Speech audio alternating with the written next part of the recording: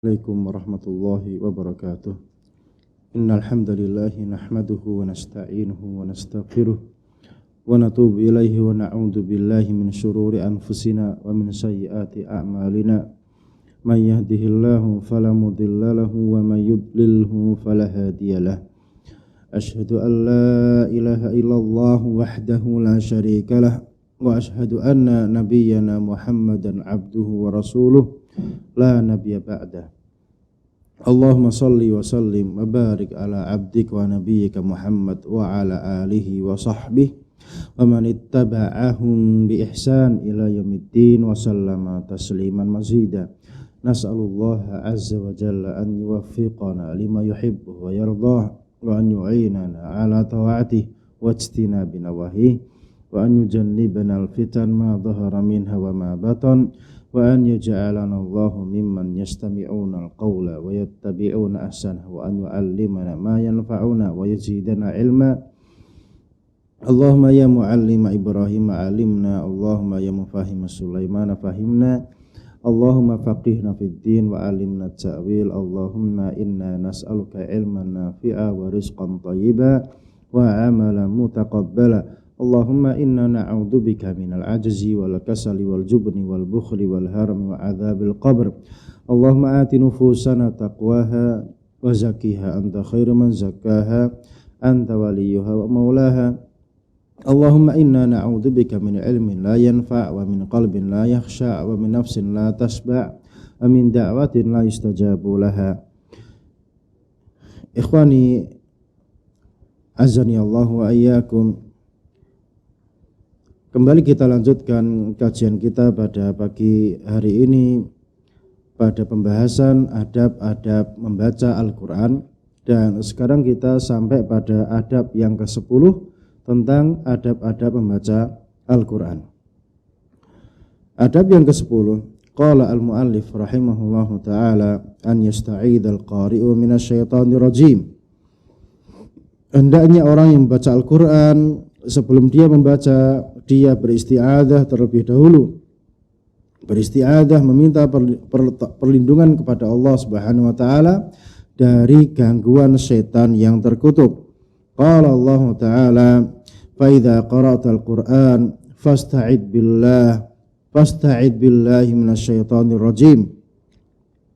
Jika engkau hendak membaca Al-Quran, fasta'id billah, maka beristi'adzahlah kepada Allah minasyaitonir rajim, dari setan yang terkutuk. Ini perintah Allah kepada nabinya alaihi salatu wassalam, dan ini juga perintah untuk umatnya juga. Jadi ini sifatnya umum, walaupun khitabnya di sini kepada Nabi Muhammad alaihi salatu wassalam. Karena apa yang diperintahkan kepada Rasulullah itu hakikatnya juga perintah kepada umat Islam ini. Yang bisa kita ambil faedahnya dari ayat tadi, yang pertama istihbab isti'adzah minasyaitonir rajim inda qiraatil Quran. Dianjurkannya membaca isti'adzah a'udzu billahi minasyaitonir rajim sebelum membaca Al-Quran. Yang kedua, takrir wujudis syaitan, iman akan adanya setan. Jadi kita umat Islam ini wajib mengimani bahwasanya setan itu ada walaupun kita tidak melihatnya. Walaupun kita tidak melihat dengan mata kita, karena memang mereka dari bangsa yang berbeda, dari golongan yang berbeda dari kita. Jadi manusia itu diciptakan dari tanah, malaikat diciptakan dari cahaya, setan atau jin itu diciptakan dari api, dan alamnya berbeda. Mereka alamnya alam jusmani, alam mereka juga berjasad, ya, jasad sama seperti kita, cuma mereka gaib, tidak bisa dilihat oleh mata manusia. Jadi sama-sama punya jasadnya, malaikat juga punya jasad, manusia juga punya jasad, sama-sama punya akalnya, semua sama. Cuma bedanya mereka bisa melihat kita tidak bisa melihat mereka. Innahu yarakum huwa wa qabiluhu min haitsu la tarawnahum. Jadi mereka melihat kita, kita tidak mampu melihat mereka. Jadi ini walaupun tidak bisa dilihat oleh mata kita, kita wajib mengimani akan keberadaan dua makhluk gaib yang diciptakan oleh Allah Subhanahu wa taala. Yang malaikat diciptakan untuk ketaatan pada Allah Subhanahu wa taala. La ya'sunallaha ma amarahum wa yaf'aluna ma yu'marun. Tapi sifatnya berbeda dengan jin. Malaikat itu sifatnya tidak membangkang sedikit pun, taat tunduk patuh kepada Allah Subhanahu wa taala, apapun yang diperintahkan mereka kerjakan. Adapun yang jin ini sama seperti manusia. Mereka punya pilihan berbuat baik dan berbuat keburukan. Manusia memiliki sifat itu. Sehingga surga dan neraka itu untuk dua bangsa ini, bangsa jin dan bangsa manusia. Dan setan ini terkadang maknanya umum, terkadang maknanya khusus. Terkadang setan itu disebutkan dalam Al-Quran maksudnya adalah iblis. Dan terkadang setan itu maksudnya adalah golongan jin yang mereka membangkang perintahnya Allah Subhanahu wa ta'ala. Dan kedua-duanya adalah setan. Dan iblis ini disebutkan sebagai setan juga, dan iblis ini sebagai Abu Syayatin, bapaknya para setan atau induknya para bangsa jin. Jadi manusia itu induknya adalah Nabi Adam, maka jin ini adalah bapaknya adalah setan atau iblis itu sendiri. Jadi iblis, jadi setan terkadang yang dimaksudkan adalah iblis la'natullah alaih yang kekal abadi dan nanti akan menjadi penghuni neraka. Wa qala syaitanu lamma qudil amru innallaha wa'adakum. Jadi di surat Ibrahim ini disebutkan setan, lafaz setan, tapi yang dimaksudkan setan di sini adalah iblis. Jadi nanti di neraka kelak ketika semua sudah dimasukkan ke dalam neraka, maka iblis ini mengadakan khutbah besar, mengadakan ceramah besar, ceramah agung di hadapan semua yang masuk ke dalam neraka.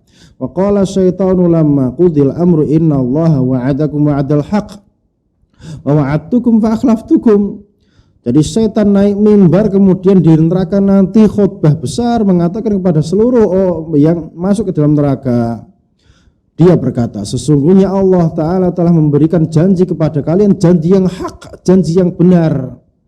Dan aku berikan kepada kalian sebuah janji, namun aku ingkari janji itu sendiri. Jadi sekarang siapapun yang mengikuti langkahnya iblis, langkahnya setan, hakikatnya nanti iblis akan mengingkari janji yang telah dia janjikan kepada orang-orang yang mengikuti dia. Semoga Allah Subhanahu wa ta'ala melindungi kita dari gangguan setan dan menyelamatkan kita pada akhir hayat kita, dan semoga Allah Subhanahu wa taala memberikan kita khitam penutup usia yang baik, husnul khatimah. Dikarenakan kita ini semuanya memiliki potensi untuk menyimpang dari jalan Allah Subhanahu wa taala, bagaimana tidak? Karena setiap jiwa ini ada korinnya, ada setannya. Setan yang senantiasa menjadi korin, menjadi pendamping setiap manusia yang dilahirkan. Bahkan Nabi Muhammad SAW pun juga memiliki korin. Yang korin ini fungsinya adalah membisiki untuk perbuatan-perbuatan kejahatan, perbuatan-perbuatan dosa, mengajak manusia membangkang dari perintah Allah Subhanahu wa taala. Makanya kita ini semuanya tidak ada yang aman dari fitnah. Cuma bedanya korin yang ada di Rasulullah SAW dengan korin yang ada pada tiap-tiap manusia. Korin yang ada pada Rasulullah ini masuk Islam. Illa anallaha a'anahu alayya. Jadi Allah menolong aku atas jin korin ini, atas setan korin ini. Dia aslam, masuk Islam, sehingga tidak mengganggu, tidak membisiki keburukan-keburukan kepada Nabi Muhammad SAW. Adapun kita semua, ini kita semuanya masih rawan. Hati kita dibisikin dengan hasad, dengan dengki, dengan dendam, dengan rencana-rencana jahat, makar-makar yang buruk dan lain sebagainya, dengan niatan-niatan perbuatan kejahatan. Ini semuanya kita masih ada potensi itu semua. Sehingga dengan perkara ini kita paham bahwasanya kita ini tidak bisa lepas. kita ini, hidup kita sangat bergantung kepada pertolongan Allah Subhanahu wa taala dalam setiap detiknya. Sehingga siapapun yang mencoba diri untuk berlepas tangan dari bantuan Allah Subhanahu wa taala, maka dia sungguh rugi. Sangat merugi. Karena manusia selama masih bernafas hidup di dunia itu tidak butuh kepada Allah Subhanahu wa taala. Antum fuqara ilallah. Kalian semuanya ini sangat-sangat butuh kepada Allah Subhanahu wa taala. Makanya kita wajib berlindung kepada Allah Subhanahu wa taala, iltija, kembali mencari naungannya Allah Subhanahu wa taala, karena tidak ada daya dan kekuatan kecuali dari Allah Subhanahu wa taala. Intinya kita selama masih hidup ini tidak ada jaminan. Adapun mereka para sahabat, mereka sudah dapat jaminan. Sebagian langsung dikabarkan oleh Rasulullah sallallahu alaihi wasallam bahwasanya mereka masuk surga. Abu Bakar fil jannah, Umar fil jannah, Utsman fil jannah. Ini nikmat masih hidup sudah dicap masuk surga. Ashabul Badr mereka masuk surga. If'alu ma syi'tum. Jadi lakukan apa yang kalian mau. Kalian sudah masuk surga. Adapun yang sekarang yang kita hidup ini kita nggak ada jaminan, wahyu sudah terputus, Nabi Muhammad alaihi wasallam sudah tidak ada. Kita tidak tahu apakah kita masuk surga atau tidak. Makanya kita ini sangat bergantung kepada Allah Subhanahu wa taala sampai ajal menjemput kita masing-masing. Dan semoga Allah Subhanahu wa taala menyelamatkan kita semuanya dari keburukan, dari segala macam kekufuran, dari segala macam bentuk pembangkangan kepada Allah Subhanahu wa taala, dan semoga Allah Subhanahu wa taala memberikan kita penutup usia yang husnul khatimah. Yang ketiga, wujub ta'zimul Quran wa tauqirih, wajibnya mentakdim Al-Quran dan memuliakan Al-Quran itu sendiri. Yang keempat, at-tahdhir minasyaiton, hati-hati dari setan. Berarti kalimat hati-hati dari setan ini melazimkan kita untuk kenal siapa itu setan, hakikatnya bagaimana, tabiatnya bagaimana, watak dan karakternya bagaimana, perbuatan dia bagaimana dia mengganggu kita. Ini harus kita pelajari semua tentang setan biar kita bisa mengcounter mereka, karena mereka suaranya, perbuatannya, tingkah lakunya itu semuanya pembangkangan kepada Allah Subhanahu wa taala, dan mereka ada di sekitar kita dan senantiasa berusaha menggelincirkan kita dari jalan Allah Subhanahu wa taala. Sehingga kita wajib hati-hati. Sebagaimana Allah Subhanahu wa taala memerintahkan kita untuk beramal soleh, maka kita pun juga harus tahu apa itu amal soleh, mempelajarinya, mengenalinya, apa saja itu amal soleh, sehingga kita tidak salah jalan, tidak menganggap sesuatu yang bukan amal soleh sebagai amal soleh, atau menganggap sesuatu yang amal soleh ternyata menganggap sesuatu yang tidak soleh padahal dia amalan soleh. Berarti kita harus belajar. Jadi ini hal-hal yang penting, yang urgen untuk kita pelajari biar kita selamat dunia dan akhirat, kita bahagia dunia dan akhirat. Kalau tidak belajar, lalu bagaimana? Bagaimana kita bisa mendekatkan diri kepada Allah Subhanahu wa taala? Bagaimana kita bisa mengenali makar-makar dan tipu daya muslihat musuh-musuh kita dari kalangan jin dan manusia, yang merupakan setan-setan yang senantiasa berusaha mengganggu kita. Kalau kita ingin selamat dari makar musuh yang berwujud manusia, kita mempelajari tabiat mereka, karakter mereka, gaya mereka, cara mereka di dalam menipu. Maka dari bangsa jin, setan ini juga kita pelajari tabiatnya bagaimana. Mereka ya jerimat jerudam, mereka mengalir di tubuh kita sama seperti aliran darah. Ini kabar Nabi SAW. Ini semuanya wajib kita pelajari. Makanya terkadang kita mendapati saudara kita dapat nikmat, hati ini tidak kuasa menolak hasad itu sendiri, langsung masuk hasad di dalam hati. Ya karena setan ini berjalan di tubuh kita di lewat jalur darah, dan jalur darah tadi masuknya di hati kita, di jantung kita. Makanya ini perkaranya berat. Makanya kita sangat-sangat bergantung, sangat-sangat butuh kepada Allah Subhanahu wa taala, di dalam mengarungi bahtera hidup ini sampai akhir hayat kita. Dan semoga Allah Subhanahu wa taala menjadikan kita hamba-hambanya yang senantiasa bertadarruk, bersimpuh butuh minta, senantiasa minta kepada Allah Subhanahu wa taala. Dan semoga Allah Subhanahu wa taala menghindarkan kita dari waktu yang sia-sia, waktu yang tidak bermanfaat. Semoga Allah Subhanahu wa taala memberikan kita keberkahan dalam usia kita, memberkahi waktu kita untuk perkara-perkara kebaikan. Yang kelima, wujub ifradil isti'adati lillahi ta'ala. Wajibnya mengifradkan, mengesahkan permintaan pertolongan tadi hanya ditujukan kepada Allah Subhanahu wa taala. Ini yang sangat penting, itulah hakikatnya tauhid itu sendiri. Terkadang orang ditanya apa itu tauhid, dia mengatakan mengesahkan Allah. Apa yang diesahkan? Apa yang diesahkan? Ini orang kurang paham.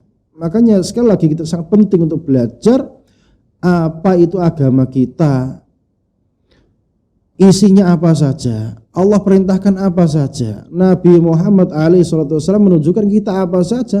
Ini harus kita pelajari, jangan disia-siakan usia yang pendek ini. Karena nanti kalau sudah mati tidak ada kesempatan kembali lagi ke dunia. Padahal dunia ini mazro'ah, tempat atau ladang tempat bercocok tanam. Bercocok tanam apa? Bercocok tanam untuk persiapan nanti panennya ketika setelah kematian. Subhanallah, kita manusia mahalul khata' wal nisyan, tempatnya salah dan lupa. Kita manusia sering ghaflah, sering lalai dari mengingat Allah Subhanahu wa taala. Sehingga banyak waktu yang terkadang terbuang sia-sia untuk begejekan, untuk sendaguro, bermain-main. Dengan alasan kadang itu kita butuhkan untuk refreshing. Iya, tapi kenyataannya itu lebih banyak itu daripada ingatnya kepada Allah Subhanahu wa taala. Makanya kalau kita bandingkan diri kita dengan para salaf kita ini jauh. Maka kita ini hampir-hampir tidak ada perkara yang menyelamatkan kita kalau kita memuhasabah terhadap diri kita masing-masing. Para sahabat, ya, jangankan para sahabat, setelah mereka generasi keempat, kelima, ini masya Allah, sekelas Imam Bukhari, Imam Muslim, bagaimana ibadah mereka, kedekatan mereka kepada Allah Subhanahu wa taala. Jangankan yang era mereka yang dekat dengan kita saja, para ulama Rabbani seperti Syekh bin Baz rahimahullah ta'ala, bagaimana ibadahnya kepada Allah Subhanahu wa ta'ala. Kita ini malu, sangat malu jika dibandingkan dengan mereka. Kita ini kalau menilik pada masing-masing dari kita mendapati kebinasaan pada diri kita. Makanya kita tetap mohon kepada Allah Subhanahu wa ta'ala kerahmatannya untuk menjadikan kita hamba yang taat, banyak beribadah kepadanya, banyak mendekatkan diri kepadanya dengan amalan-amalan soleh, dengan ibadah-ibadah, dengan kebaikan-kebaikan. Dan itulah hakikatnya tauhid itu sendiri. Menghambakan diri hanya kepada Allah Subhanahu wa taala, meminta pertolongan, meminta perlindungan hanya kepada Allah Subhanahu wa taala, tidak menduakannya kepada yang selain Allah Subhanahu wa taala. Ini yang sering kita lupakan. Dan semoga Allah Subhanahu wa taala mengampuni dosa-dosa kita semuanya. Kemudian di antara adab membaca Al-Qur'an yang ke-11 adalah tahsinu sauti bil Qur'an. Kalau membaca Qur'an suaranya diperindah. Fa fi sahihain an Abi Hurairah radhiyallahu taala anhu annahu sami'a an-nabiyya sallallahu alaihi wasallam. Di dalam Sahih Bukhari dan Muslim dari Abu Hurairah radhiyallahu taala anhu bahwasanya beliau mendengarkan Nabi sallallahu alaihi wasallam yaqul, bersabda, ma adzina Allahu li syai'in ma adzina lin nabiyyin hasani sauti bil Qur'an yajharu bih. Tidaklah Allah itu mendengarkan kepada sesuatu sebagaimana mendengarkan kepada seorang nabi yang suaranya indah ketika membaca Al-Qur'an dan suaranya dikeraskan. Berarti Allah itu menyukai orang yang membaca Al-Quran suaranya itu indah, Suaranya itu indah ketika membaca Al-Quran. Rawi Abu Dawud, Imam Abu Dawud rahimahullah ta'ala meriwayatkan wa sahahahu al-Albani, dan hadisnya disahihkan oleh Syekh-Albani rahimahullah ta'ala, anil Barra bin Azib, dari sahabat yang mulia Al-Barra bin Azib radhiyallahu ta'ala anhu, annahu qala, bahwasanya beliau berkata, qala Rasulullah sallallahu alaihi wasallam, Rasulullah sallallahu alaihi wasallam bersabda, zayyinul Qur'ana bi aswatikum, perindah, hiasilah Al-Qur'an itu dengan suara-suara kalian. Yang bisa kita ambil faedahnya, itsbat sifatis sam'i lillahi ta'ala ala ma yaliku bi jalalihi, wajibnya mengimani adanya sifat mendengarkan. Allah itu mendengarkan, sebagaimana tadi Allah mendengarkan nabinya membaca Al-Quran, bacaan yang indah tadi, Allah mendengarkan. Bagaimana mendengarkannya? Ya saya tidak tahu, kita tidak tahu, karena kita tidak pernah melihat bagaimana Allah itu mendengarkan. Seandainya kita pernah melihat Allah itu pernah mendengarkan, bagaimana ya kita bisa tahu sifat mendengarnya Allah Subhanahu wa ta'ala? Karena kita tidak pernah melihat gaib, ya berarti kita nggak tahu, hanya tahu sifatnya saja. Sebagaimana malaikat itu punya 600 sayap, ada yang 2, ada yang 4, ada yang 6. Ini bagaimana sayapnya? Apakah sama seperti sayapnya burung elang atau burung yang lain? Nggak tahu, kita tidak tahu. Selama itu perkara gaib, kita imani saja. Sayap ya sayap, kaki ya kaki, tangan ya tangan. Seperti apa hakikatnya kita tidak tahu, karena kita tidak pernah melihatnya, dan kita mustahil bisa melihatnya. Jin itu bagaimana digambarkan setan itu sangat buruk.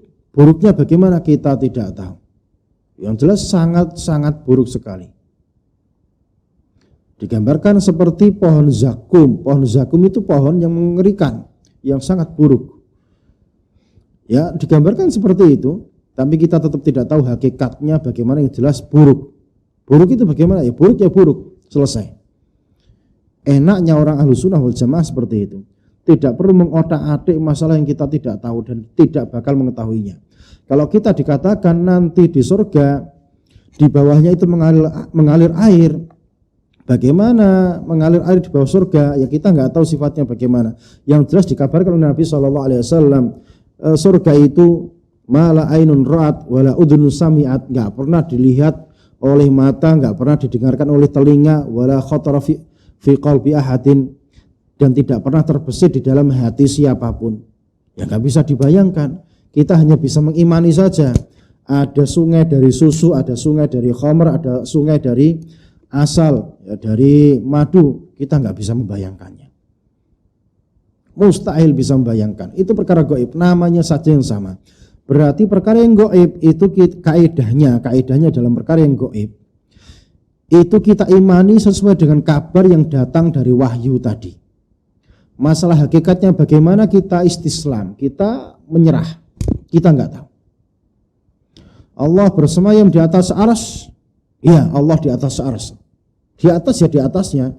Ini namanya di atasnya mikrofon. Selesai. Bagaimana di sana? Wallahu a'lam bishawab. Kita nggak tahu. Itu kaidahnya perkara yang gaib. Matahari ketika terbenam di arah barat nanti sujud di hadapan Allah Subhanahu wa taala, minta izin untuk diizinkan terbit kembali. Bagaimana sujudnya? Kita tidak tahu. Allah turun di sepertiga malam yang terakhir. Ustadz, ini kan bumi itu bulat. Berarti kalau turun di sepertiga malam yang terakhir berarti turun terus. Ya itu bukan urusan kita. Yang jelas Allah mengabarkan seperti itu, wajib kita imani. Ya, kenapa kita ini sering banyak yang resek dengan perkara-perkara seperti ini? Imani saja. Imani saja, nggak perlu banyak mengotak-atiknya, itu bukan hak Anda. Itu kabar dari Allah seperti itu, ya itu imani saja. Itu keselamatan Anda. La yus'al amma yaf'alu hum yus'alun. Allah itu nggak ditanya, Anda yang bakal ditanya. Kita semua yang bakal ditanya. Apa mungkin kita nanti kalau di padang mahsyar protes demo Allah Subhanahu wa taala, mendemo Allah? Enggak bisa. Kita akan diadili. Makanya kita ini enggak usah banyak gaya. Karena kebanyakan gaya itu adalah sumber malapetaka, sumber kebinasaan. Makanya dalam masalah perkara yang gaib sudah imani saja, nyerah kepada Allah Subhanahu wa taala. Kita ini makhluk yang lemah, hanya perkara yang sepele saja kita enggak tahu. Sekarang langit dunia yang pertama itu bagaimana hakikatnya kita enggak tahu. Jadi banyak hal-hal yang kita tidak akan mampu ke sana, itu enggak mampu. Misalnya nanti di kuburan setelah kematian orang itu akan didatangi dua malaikat. Kemudian nanti kalau dia baik maka dia akan dilapangkan kuburnya, diterangi kuburnya, menonton, ya, dikasih tontonan tempat duduknya di surga. Nikmat sekali. Nanti kalau orang itu buruk maka akan diazab, disiksa, dijepit sehingga adla'nya, rusuknya saling masuk begini. Itu nanti di kuburan mau ditaruh rekaman gitu. Kemudian direkam, kemudian disyuting. Apakah akan nampak azab kubur tadi? Tidak akan nampak. Kita tidak akan tahu. Karena yang tahu diantaranya adalah Nabi SAW setelah dikabarkan oleh Allah Subhanahu wa taala, diperlihatkan bagaimana siksa kubur tersebut. Jadi seandainya Allah menghendaki azab kubur tadi dilihat oleh manusia, maka manusia itu tidak akan berani saling menguburkan satu sama lain. Dikarenakan itu perkara yang hak. Jadi intinya perkara yang gaib, akal kita tidak akan mampu menerkanya, tidak akan mampu mengetahuinya bagaimana hakikatnya seperti apa. Jadi perkara yang gaib itu bukan hanya terkait dengan zatnya Allah saja. Semua yang gaib kaidahnya sama. Kita imani lafadznya bagaimana, sudah selesai tanpa kita harus mengotak-atiknya. Itu menunjukkan bahwasanya kita ini diperintahkan untuk beriman. Jadi salah satu tanda orang beriman itu tidak banyak protesnya, tidak banyak mengotak-atiknya. Itulah ciri-ciri orang yang bertakwa kepada Allah Subhanahu wa taala. Alladzina yu'minuna bil ghaib wa yuqimuna sholata wa mimma razaqnahum yunfiqun.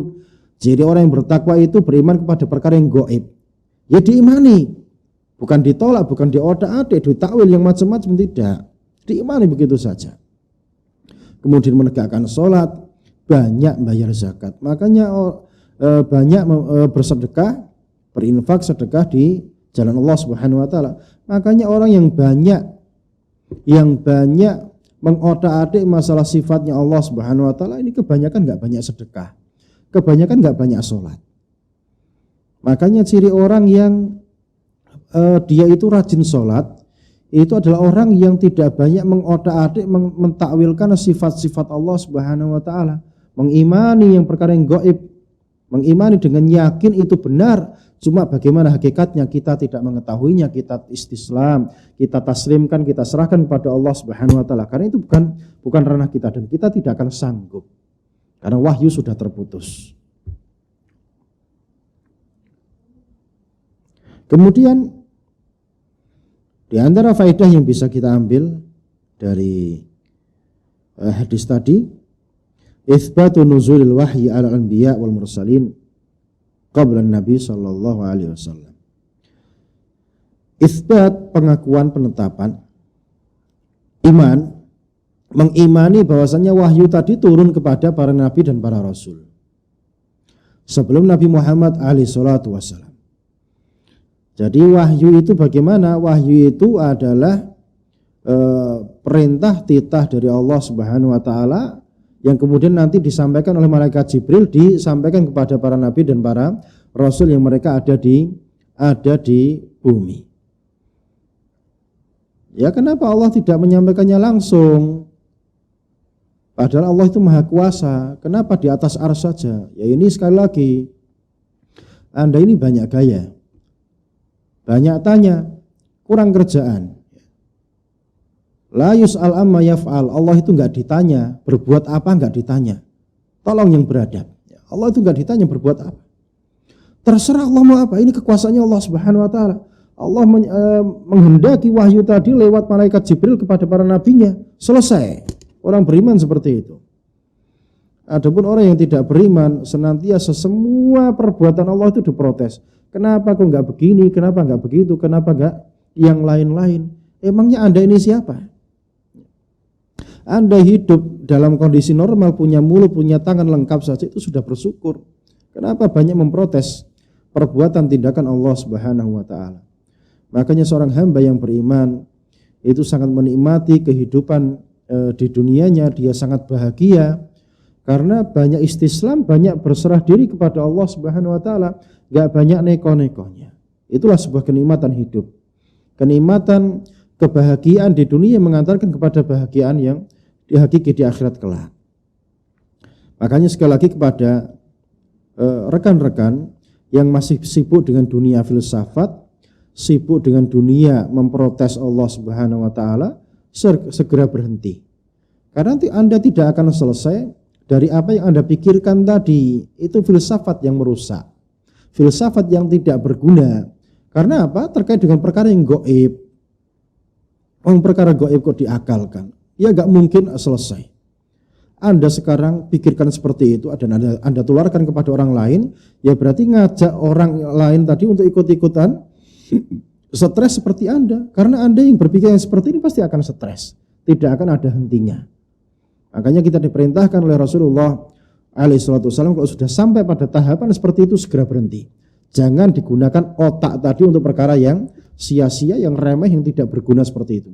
Apa gunanya dan apa manfaatnya? Tidak ada manfaatnya. Ya, tidak ada manfaatnya.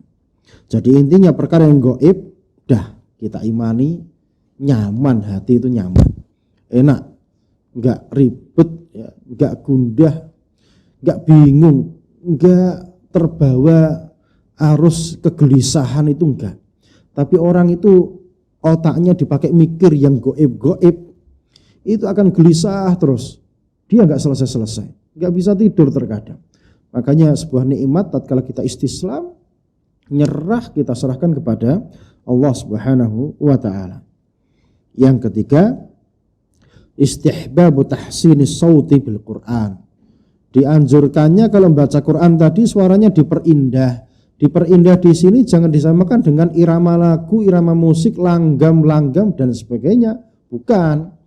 Karena Al-Quran itu punya tabiatnya sendiri. Bahasa Arab itu punya tabiatnya. Cara bacanya bagaimana.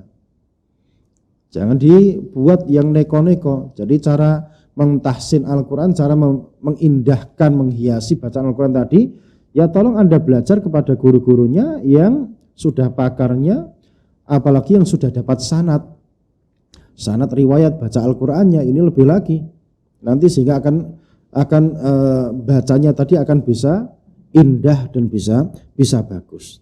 Tapi kalau dilakukan dengan irama lagu, maka ini ciri-ciri ya, ini orang fasik.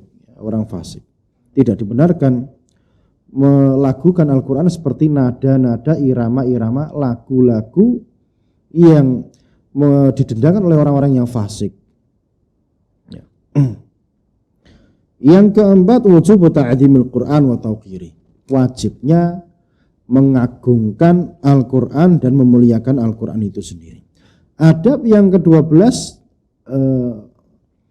terkait adab membaca Al-Quran adalah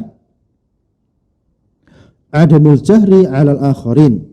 Tidak mengeraskan bacaan Al-Quran tadi di hadapan atau di samping orang lain, karena ini mengganggu. Rawat Tirmidzi rahimahullahu ta'ala wa qala hasanun gharib. Hadis ini riwayat Imam Tirmidzi dan beliau berkata hadisnya ini hasan sahih, hasan gharib. An Uqbah bin Amir radhiyallahu ta'ala anhu annahu qala, dari sahabat yang mulia Uqbah bin Amir radhiyallahu ta'ala anhu annahu qala, bahasanya beliau berkata, sami'tu Rasulullah sallallahu alaihi wasallam yaqul, aku mendengarkan Rasulullah sallallahu alaihi wasallam bersabda, al-jahir bil Quran kal jahiri bis shadaqah. Orang keras baca Qur'annya tadi ya sama seperti orang tadi pamer ketika sedekah. Wal musirru bil Quran, dan orang yang menyembunyikan bacaan Al-Qur'annya tadi, cari tempat yang sepi, baca Quran kemudian diindahkan suaranya. Ini kal musirri bis shadaqah, sama seperti orang yang sedekah sembunyi-sembunyi. Jadi hadis ini secara tidak langsung ada perintah al-israr bi qiraatil Quran wa afdal minal jahri bi qiraatih. Ada perintah tersembunyi di hadis ini. Perintahnya apa? Baca Quran sembunyi-sembunyi lebih afdal daripada baca Quran di depan orang banyak. Tapi apakah boleh baca Quran di depan orang banyak? Jawabannya boleh.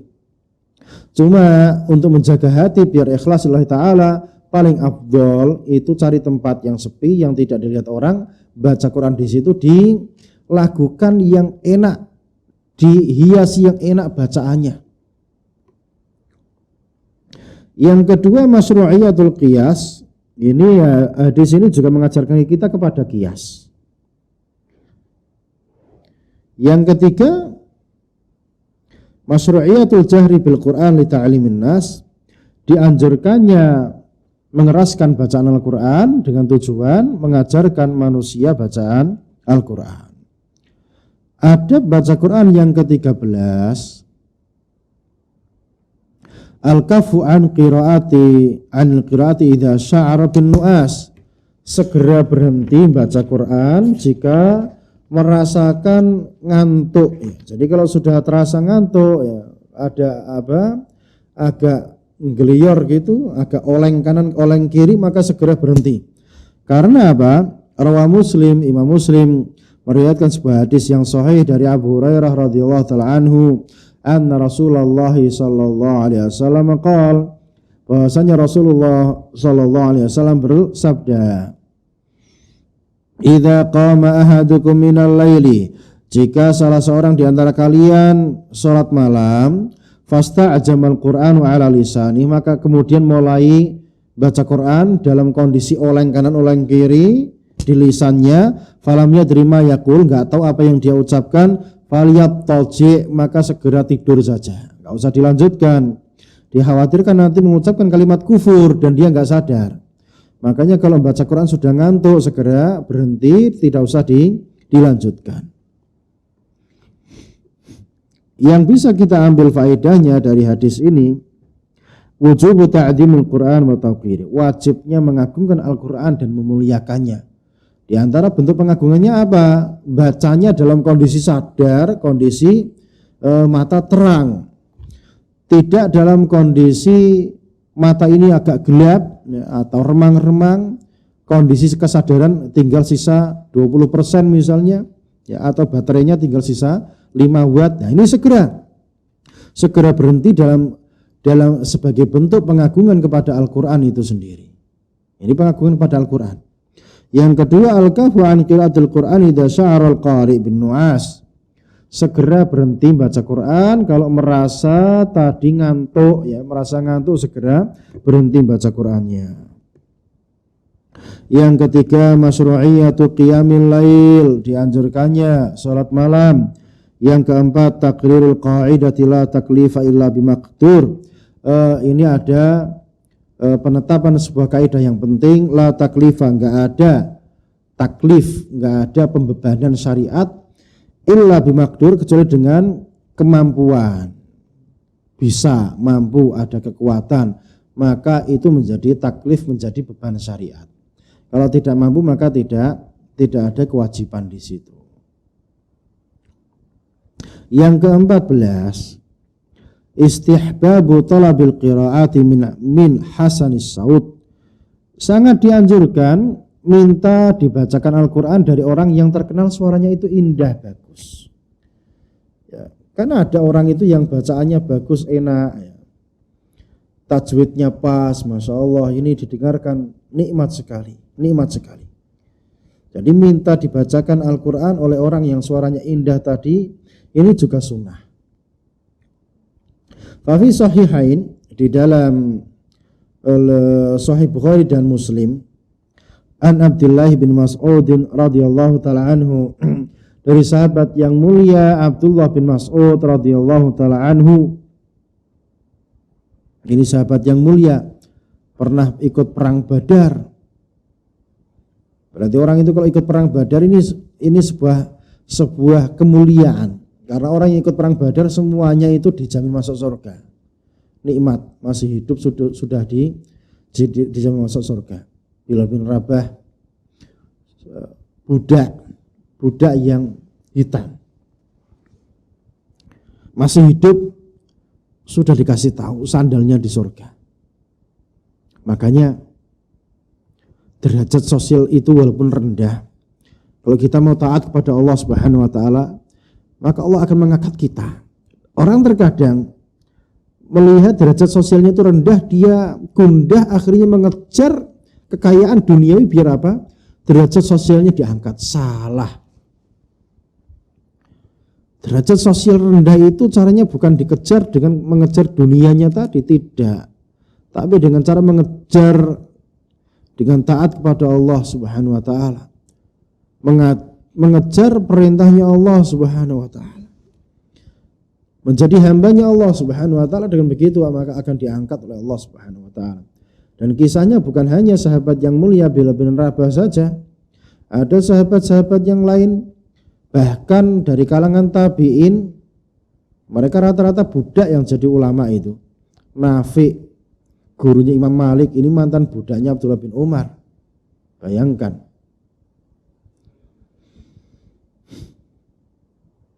Kemudian murid-muridnya Ibnu Abbas radhiyallahu ta'ala anhuma yang ada di Mekah itu juga rata-rata mantan budak.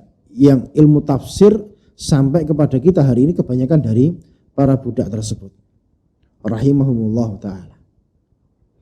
Jadi intinya kemuliaan itu kita gapai dengan sejauh mana kita mau tunduk patuh ikhlas taat kepada Allah Subhanahu wa taala. Tidak membangkang pada perintah Allah Subhanahu wa taala. Ini sahabat yang mulia, Abdullah bin Mas'ud radhiyallahu taala anhu, yang juga banyak meriwayatkan hadis. Yang terkenal kakinya ini rokik, lempir, kecil, kurus, bahkan ditertawakan oleh sebagian orang. Rasul marah. Kakinya Abdullah bin Mas'ud ini kalau ditimbang, dibandingkan Gunung Uhud saja, Gunung Uhud ini kalah berat. Yang menunjukkan kemuliaan sahabat yang mulia Abdullah bin Mas'ud radhiyallahu ta'ala anhu. Dijamin masuk surga. Qala, beliau berkata, qala lin Nabi sallallahu alaihi wasallam, Nabi sallallahu alaihi wasallam berkata kepadaku, Iqra alayya, bacakan aku Al-Qur'an. Qultu, aku berkata, katanya Abdullah bin Mas'ud radhiyallahu anhu, Aqra'u alaika, apakah aku akan baca untuk engkau wahai baginda Nabi sallallahu alaihi wasallam? Wa alaika unzil, padahal Al-Qur'an ini kepada engkau diturunkan. Qala, maka Nabi sallallahu alaihi wasallam menjawab, fa inni uhibbu an asma'ahu min ghairi, aku suka mendengarkan Al-Qur'an tadi dibaca oleh selain aku. Fa qara'tu alaihi suratan nisa, maka aku bacakan untuk Rasulullah sallallahu alaihi wasallam surat An-Nisa. Hatta balagtu, sampai aku membaca satu ayat, fa kaifa idza ji'na min kulli ummatin bisyahidin wa ji'na bika ala haula'i syahida, maka bagaimana jika kami datangkan setiap umat tadi saksinya, yaitu para nabinya, wa ji'na bika ala haula'i syahida, dan kami datangkan kamu wahai Muhammad untuk menjadi saksi atas umat ini. Qala, Abdullah bin Mas'ud radhiyallahu ta'ala anhu berkata, Qala Rasulullah sallallahu alaihi wasallam, maka Rasul berkata, Rasul bersabda, amsik, henti, berhenti, fa idza ainahu tadrifan, dan ternyata kedua mata Nabi sallallahu alaihi wasallam yang mulia mengalirkan air mata yang begitu deras dengan dibacakannya surat An-Nisa ini.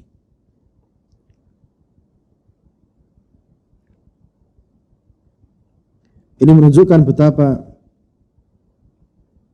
pada zaman awal betapa mudahnya hati ini terpengaruh oleh Al-Quran. Sekarang dengan begitu banyaknya fitnah yang terjadi di akhir zaman ini, maka banyak hati yang tidak ngefek, tidak berdampak ketika mendengarkan Al-Quran. Padahal Al-Quran tadi yang begitu indah isinya, yang begitu bermanfaat, itu jika ditadaburi dengan sebenar-benarnya, dihayati, dirasakan, itu akan memberikan dampak, efek, athar yang kuat kepada hati ini. Semoga Allah Subhanahu wa taala menjadikan Al-Quran ini sebagai rabi' qulubina, sebagai penyejuk hati kita, memberikan kita kenikmatan ketika kita membaca Al-Quran itu sendiri. Ini sebuah kebahagiaan hidup tatkala kita membaca Al-Quran, kita bisa menangis, kita bisa merasakan kenikmatan dari bacaan Al-Quran tersebut. Makanya Sayyidina Utsman radhiyallahu ta'ala anhu menyampaikan, "Lau tahurat qulubukum ma syabi'tum min qiraatil Qur'an." Seandainya hati kalian itu suci, bersih, niscaya tidak akan pernah capek, tidak akan pernah kenyang baca Quran, kurang terus. Subhanallah. Allah musta'an. Nah, ini akhir zaman kondisinya seperti ini, dan kita harus bermujahadah, harus berjuang ekstra keras. Ini perlu perjuangan. Baca Quran bisa nangis, bisa menghayatinya, ini butuh perjuangan yang ekstra keras. Apalagi di akhir zaman ini yang banyak melalaikan kita, banyak waktu itu terbuang di akhir zaman ini. Banyak waktu sia-sia untuk bermain, dan itu sangat-sangat menyakitkan.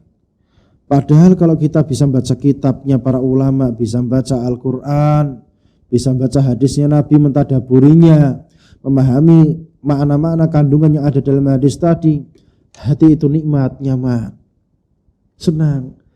Tapi subhanallah, hawa nafsu ini terkadang menghalangi kita, nyerang kita, menyeret kita kepada perkara-perkara yang sia-sia, yang tidak bermanfaat. Habis waktu kita. Yang bisa kita ambil faedahnya dari hadis ini, masyru'iyyatu talabi qiraatil Qur'an mimman hasuna sautuhu. Dianjurkannya kita meminta dibacakan Al-Quran dari orang-orang yang suaranya itu terkenal bagus. Yang kedua, fadilatu Abdullah bin Mas'ud radhiyallahu ta'ala anhu, kemuliaan, keutamaan sahabat yang mulia Abdullah bin Mas'ud radhiyallahu ta'ala anhu. Bagaimana tidak? Ya, tentunya beliau sahabat yang mulia karena Nabi Muhammad alaihi salatu wassalam sayyidul awwalina wal akhirin, yang diturunkan wahyu kepadanya, Al-Quran ini kepadanya, minta dibacakan oleh sahabat yang mulia Abdullah bin Mas'ud radhiyallahu ta'ala anhu. Berarti ini menunjukkan kemuliaan, bahwasanya Rasul percaya kepada orang yang namanya Abdullah bin Mas'ud radhiyallahu ta'ala anhu. Berarti orang kalau dapat kepercayaan dari Nabi SAW ini kedudukannya sangat tinggi. Makanya tatkala ada orang yang mentertawakan kempirnya kaki Abdullah bin Mas'ud radhiyallahu ta'ala anhu, Nabi marah. Yang menunjukkan kedudukan yang tinggi sahabat yang mulia ini. Maka kita ini wajib memuliakan beliau, jangan mendengarkan nama beliau kita jadikan bahan tertawaan dengan menyebutkan nama-nama yang tidak indah. Abdullah bin Mas'ud, ya. Abdullah bin Mas'udin, dikatakan ini salah satu sahabat yang namanya Udin katanya. Ya, ini Udin ini adatnya orang Indonesia, nggak ada orang Arab namanya Udin, itu nggak ada. Itu menjadikan nama-nama yang mulia sebagai bahan tertawaan, ini tidak diperbolehkan. Yaitu yang menyebabkan hati kita itu keras, hati kita itu lalai, sering menjadikan candaan pada perkara-perkara yang mulia. Jadi perkara-perkara yang mulia itu kita jaga kewibawaannya, kedudukannya di dalam hati kita, sehingga kita bisa menjaga kenikmatan bagaimana hati ini terjaga untuk bisa nanti terpengaruh jika mendapatkan bacaan-bacaan Al-Quran atau bacaan-bacaan yang bermakna dan berfaedah. Yang ketiga, al-hathu 'alal khusyu' fi qiraatil Qur'an. Dianjurkannya untuk khusyuk ketika membaca Al-Qur'an. Bagaimana Nabi SAW yang dibacakan Al-Qur'an. Al-Qur'an diturunkan kepada beliau, kemudian sahabatnya membacakan Al-Qur'an. Ternyata air matanya beliau menetes deras. Khusyuk, begitu mengilhami, begitu menghayati bacaan yang dibacakan oleh sahabat yang mulia Abdullah bin Mas'ud radhiyallahu taala anhu. Yang keempat, al-hathu ala qiraatil Qur'an bitadabbur. Dianjurkannya membaca Al-Qur'an tadi dengan menghayatinya, mentadaburinya. Yang kelima, taqrirul iman bil ba'thi. Adanya penetapan iman kepada hari kebangkitan. Bagaimana nanti pada hari kebangkitan? Setiap manusia, setiap umat itu akan punya saksi masing-masing. Saksi apa?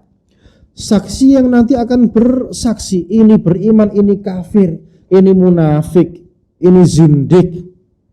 Ngaku Islam tapi melegalkan seks bebas di perguruan tinggi misalnya. Ngaku Islam tapi mendukung seksualitas bebas di kampus-kampus.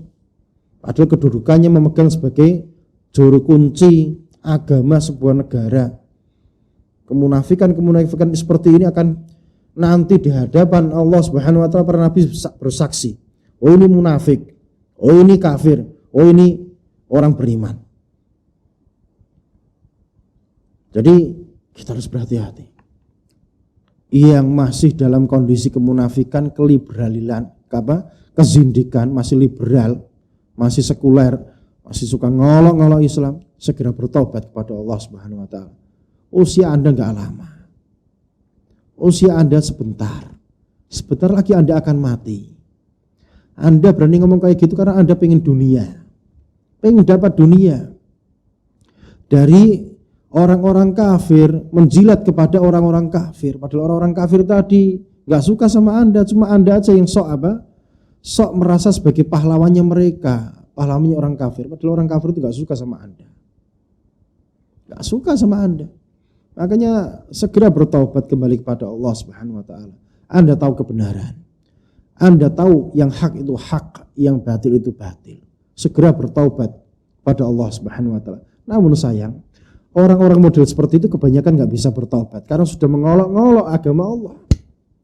Sudah mempermainkan agamanya Allah Subhanahu wa taala sehingga mereka pun mati dalam kondisi zindik, mati dalam kondisi mengenaskan. Waliyadzubillah. Dan semoga Allah Subhanahu wa taala melindungi kita dari penyakit kemunafikan seperti itu yang dipertontonkan oleh orang-orang yang punya kedudukan, yang mencoba mempermainkan agama Allah ini. Sesungguhnya itu semuanya adalah ujian. Yang rugi juga kalian sendiri. Kalian mengira kita rugi? Enggak. Islam enggak bakal rugi. Kerajaan Allah, kekuasaan Allah tidak akan berkurang hanya gara-gara kalian masuk kepada ranah kemurtatan, ranah kemunafikan. Enggak. Kalian sendiri yang rugi. Kalian yang bakal mati. Semuanya akan mati kembali kepada Allah Subhanahu wa taala. Nanti akan berdiri di hadapan Allah Subhanahu wa taala, diadili, enggak ada sedikit pun yang terluputkan. Semoga Allah Subhanahu wa taala mengampuni dosa-dosa kita semua. Yang ke-6, kullu ummatin 'alaiha syahidun yashhaduhu 'alaiha yaumil qiyamah. Setiap umat itu punya saksi yang nanti akan bersaksi atas mereka pada hari kiamat. Jadi umatnya Nabi Musa saksinya siapa? Nabi Muhammad.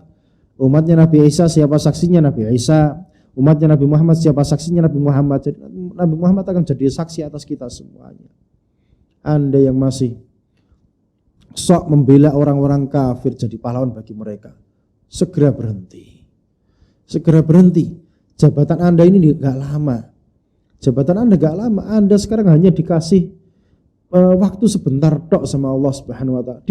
Anda dilihat sejauh mana perbuatan Anda. Kalau Anda lupa daratan, rugi sendiri. Karena nanti semuanya ada hisabnya. Ada hisabnya, dan ketika Anda sudah lengser, sudah selesai dari jabatan Anda, yang tadi berani mengolok-olok mempermainkan agama Islam, membuat peraturan kebijakan yang merugikan agama ini, sesungguhnya Anda sangat merugi, tidak ada manfaatnya. Yang ketujuh, azimu rahmatin Nabi sallallahu alaihi wasallam wa syafaqatuh.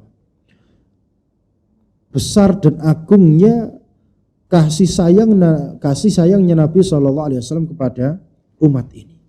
Makanya tatkala beliau mendengarkan akan dijadikan sebagai saksi atas umat ini, beliau menangis, mengucurkan air mata yang begitu banyak, menunjukkan Nabi SAW sangat sayang, cinta, kasihan kepada kita.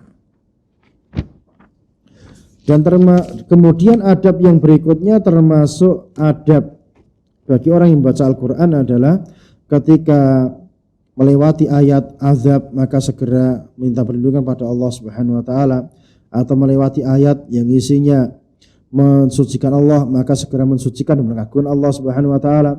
Jika melewati doa maka segera bertadarruk, bersimpuh di hadapan Allah, minta kepada Allah Subhanahu wa taala. Wa idza marra bi ayati sajdatin sajad, kalau melewati ayat sajadah maka segera sujud tilawah. Imam Muslim meriwayatkan dari sahabat yang mulia Hudzaifah bin Yaman radhiyallahu taala anhu, bahwasanya beliau sholat di belakangnya Nabi SAW pada suatu malam. Faqara'a Nabi SAW, maka Nabi membaca Al-Quran bil Baqarah, membaca Al-Baqarah, kemudian An-Nisa, kemudian Ali Imran. Idza marra bi ayatin fiha tasbih, kalau melewati ayat yang ada tasbihnya, sabbah, maka beliau bertasbih. Wa idza marra bi su'al sa'al, jika melewati ayat yang ada permintaannya maka beliau berdoa meminta kepada Allah Subhanahu wa taala. Wa idza marra bi ta'awudin ta'awud, kalau melewati ayat yang ada ta'awudnya, minta perlindungan pada Allah Subhanahu wa taala, maka beliau pun berlindung kepada Allah Subhanahu wa taala.